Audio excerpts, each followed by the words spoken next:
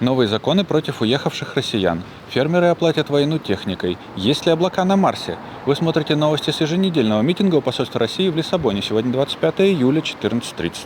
22 июля Госдума РФ приняла во втором и третьем чтениях, а 24 июля Совет Федерации одобрил два законопроекта об ограничениях для россиян, которые за границей не исполняют назначенное наказание. Меры коснутся осужденных судом, а также наказанных по 6 статьям Кодекса об административных правонарушениях.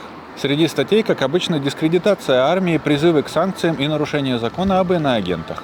Вводится заморозка денег и имущества, отказ в кредитах и электронных госуслугах, ограничение водительских прав, запреты на регистрацию индивидуальным предпринимателям, нотариальные действия и цифровую подпись. Решение о вводе ограничений принимает Министерство юстиции, а снимаются они, если человек исполнил наказание или вернулся в Россию. Вернулся в Россию отбывать наказание с доступом к госуслугам. 20 июля издание «Коммерсант» рассказало, что российским фермерам могут начать продавать солярку, которую по закону нельзя заливать в технику. По их данным, 17 июля Минсельхоз разослал в регионы письмо с целью выяснить, нужно ли аграриям дизельное топливо с содержанием серы 0,3–0,9% и печное топливо, которым топят котлы.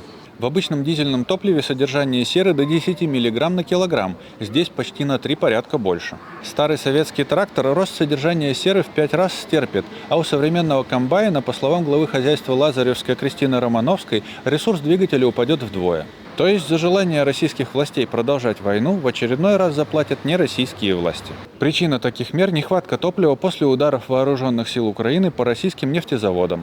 8 июля по этой причине правительство распространило запрет на экспорт дизельного топлива на его производителей. 3 июля в научном журнале Journal of Geophysical Research Planets вышла статья о том, что португальские астрофизики Франсишку Бразил и Педру Машаду из Лиссабонского университета в составе международной команды исследователей впервые смогли измерить одновременно высоту и скорость атмосферных волн на Марсе по снимкам с одной камеры.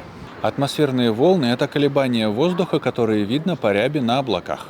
По снимкам стереокамеры HRSC европейского зонда Mars-Express они собрали каталог из 146 волновых пакетов. И для 11 из них определили высоту облаков и скорость волны, которая составила от 0,4 до 6,2 метра в секунду. 21 июля Франсишку Бразил рассказал каналу Евроньюз, зачем это нужно.